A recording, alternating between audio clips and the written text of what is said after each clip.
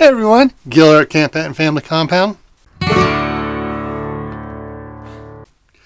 Alright guys, today I'm going to be doing a review of the Mr. Heater Buddy portable heater there. But before I get into that, I'd just like to remind everybody, if you haven't subscribed to the channel yet, go ahead and click on the subscribe button down below. And don't forget to click the bell to receive notifications of the next video I put out. Alrighty, so let's get at it. Alright, so this is a Mr. Heater Portable Buddy. It's the 4000, 9000 BTU unit. Now I picked this up last February. Got it before everything started going crazy with the, like we call it, the Red Dragon. It was on sale, and I picked it up for either $39, I think it was $39. Just last week I saw it in Walmart for $79. So yeah, prices have gone up. But I haven't even opened this up yet. So this is actually going to be an unboxing, and we're going to talk about it and what it does. So let me go ahead and get it open here. So this is what it looks like when it's in the box. I pull everything out here. So we got ourselves the nice manual here for it. In English and Spanish and is that the only two? Yeah, just English and Spanish. So let's see how complete these instructions are. So we go through here. We got tables of contents. So we got 8 pages of instructions for it in English. And it talks about the odor fading and all stuff on it, setting it up, igniting it, installing, and the fuel tank and everything. So let's get it pulled out of here and get it set up here and take a look at it. Disposable cardboard packing. Yeah, I really like this stuff better than styrofoam because this stuff is biodegradable.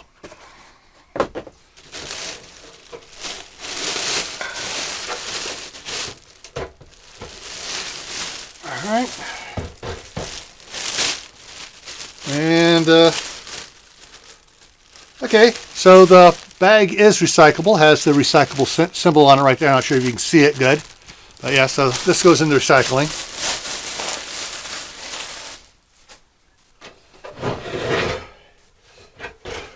So here's the controls for off.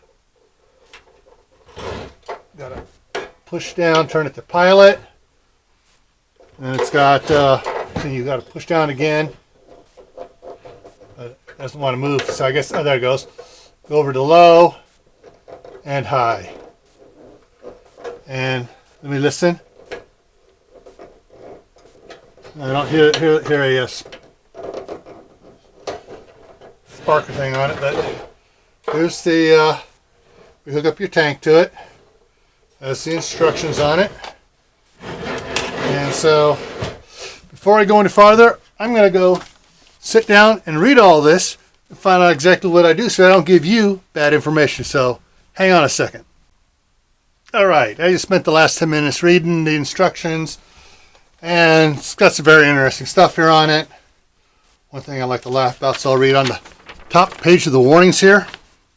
Notice, not for use for in a dwelling home in California. But you can use it everywhere else in the world. Okay, very simple instructions on it, very good to understand. Also, it has a full list, parts sheet list here of all the parts, and a maintenance page for doing all the maintenance on it, troubleshooting, and all sorts of stuff. Very good manual. Unlike some stuff you get these days. So I'm going to pop off one of these canisters. Get the little black plastic lid to come unscrew off of here. Even though it's a press on, it likes to throw it off better. What's interesting I found out by reading the instructions, right here is where this screws onto. But as it says in the instructions, for ease of installation, you can take this, tip it out so it's bent out a little bit. Let me show it to you there, closer here. See how this pivots? You pivot it out for ease of installation.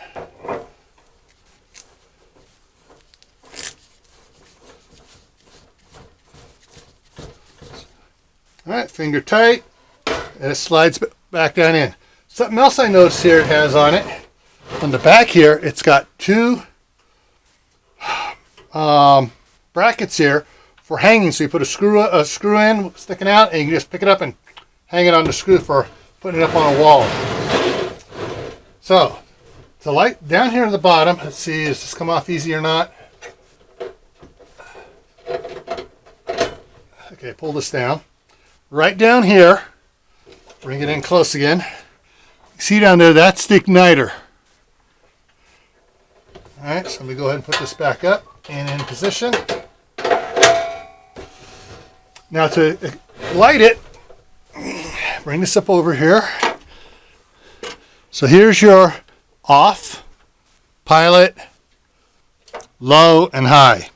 So to do pilot, I turn it to, it has a safety tip over, so I gotta do it straight here.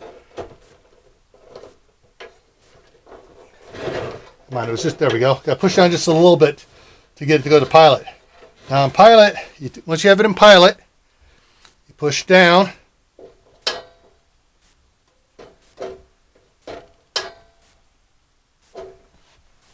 Let's start it to one more time. Has a thermostat in there, so it says sometimes you got to hold it like 30 seconds or so to get the air out of the line. A slight little pop of flame, but not enough.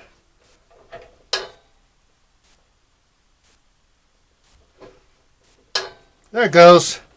Had to get all the air out of the lines as it went down there. It said to hold it for about 30 seconds to 60 seconds after you get the flame to light.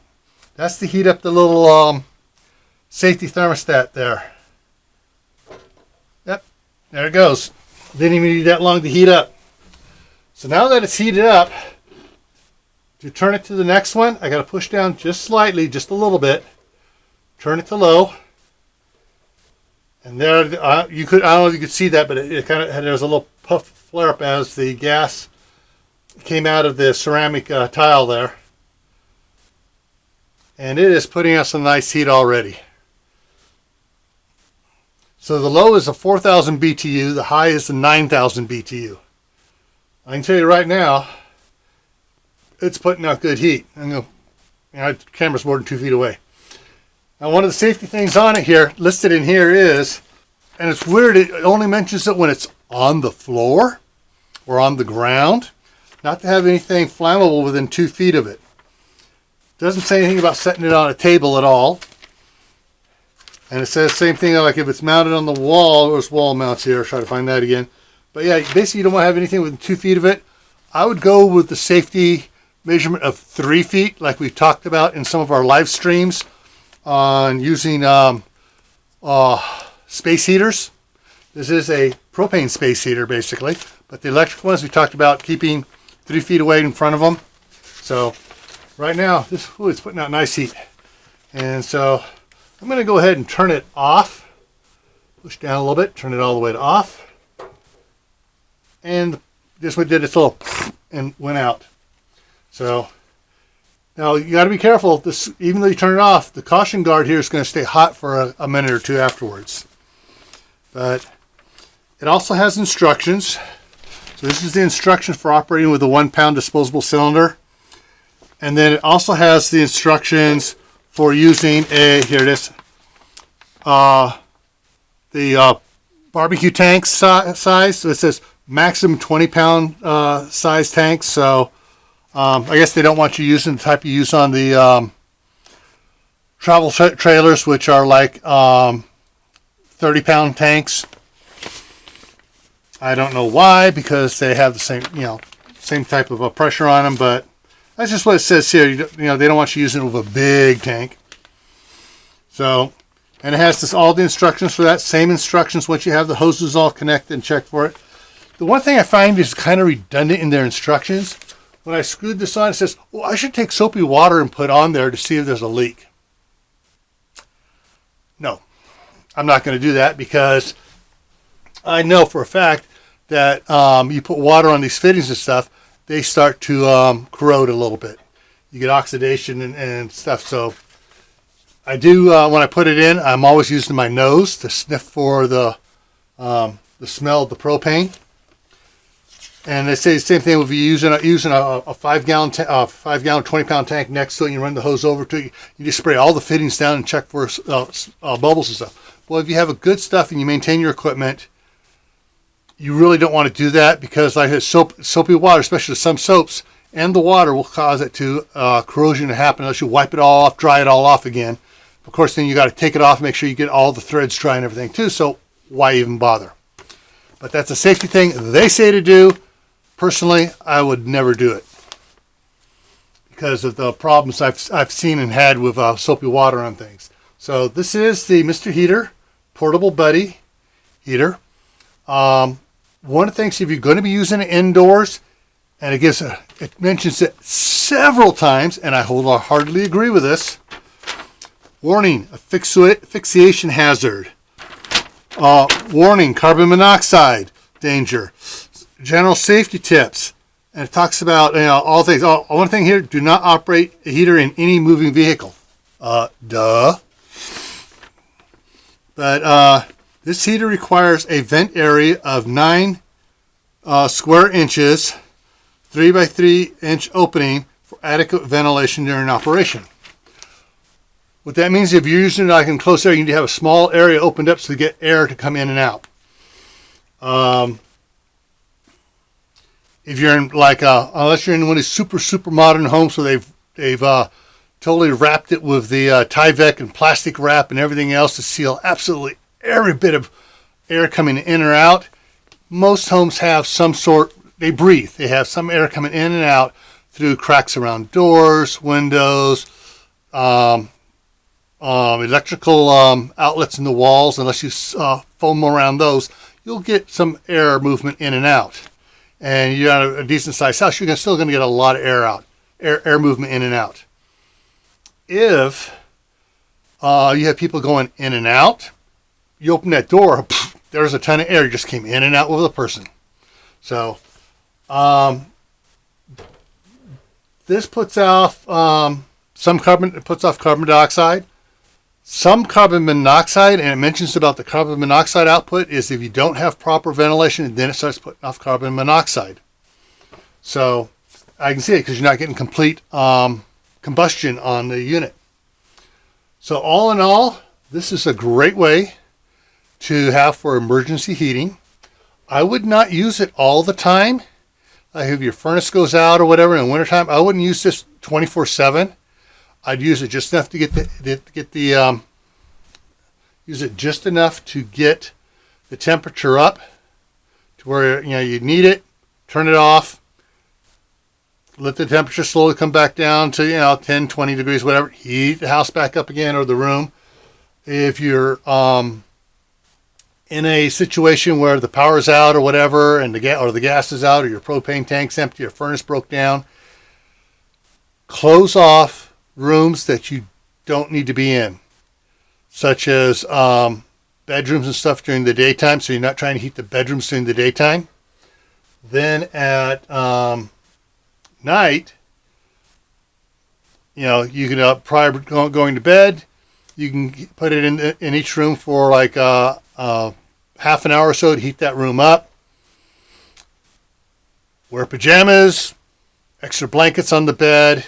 Pretend you're camping outside, but you're actually inside. So, all in all, just for a little time I've played with Mr. Buddy here, I think it's a great little a heater. So, take that for what it's worth. And I got some other videos here on my little end screen coming up here that you might be interested in. But as always, everyone, stay happy, stay safe, stay prepared, and I'll see you in my next video. Bye.